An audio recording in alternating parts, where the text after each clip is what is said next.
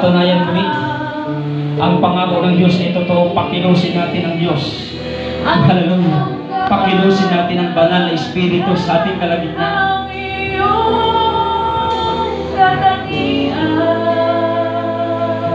Hallelujah! Hallelujah! Sa iyong pangalan lahat lulubog. In the name of Jesus. Sa iyong Glory to God. Glory to God. galingan. Sa iyong pangalan mayroong Habang nakataas ang ating dalawang kamay, buksan natin ang ating mga bibig.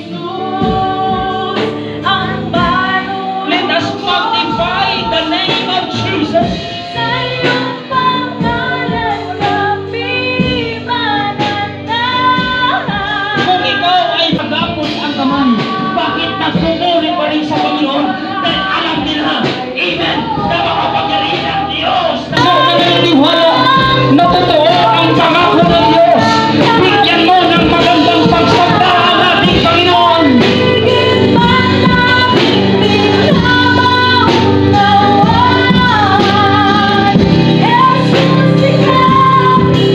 Hallelujah, hallelujah, hallelujah, hallelujah. Come on, church. Hindi masasayang pag sinamba mo ang ating Panginoon. Hindi masasayang ang boses mo pag sinigaw mo sa pagpupuri sa pangalan ng ating Panginoon. Sa aming daraanan. Bakit may mga tao na hindi nangihinayang pag nagpupuri sa Panginoon? Kalisundan kami sa aming daraanan.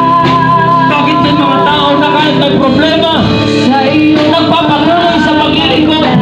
Bakit may mga tao kagaya ni Apostol Pablo at Sa Silas iyong na kahit nakabilambong, nakakakit ang paa, nakakakit pinagdilingkod?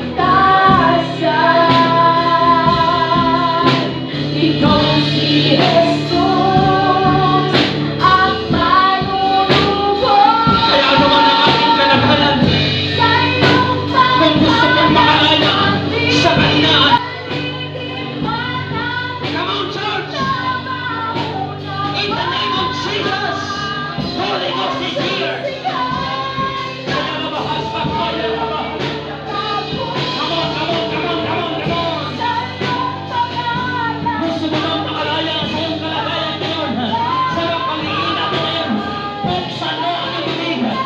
Kung gusto mong makalaya sa pangihina na iyong naranasan, buksan mo ang iyong bibig and shout hallelujah! Magnify the name of Jesus! Sambahin mo ang pangalan ni Jesus!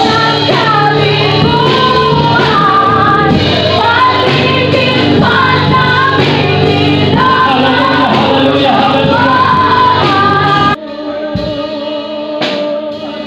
Pwede bang magsalita ng diretsahan? Hindi ibig sabihin na nakarating ka ng simbahan ay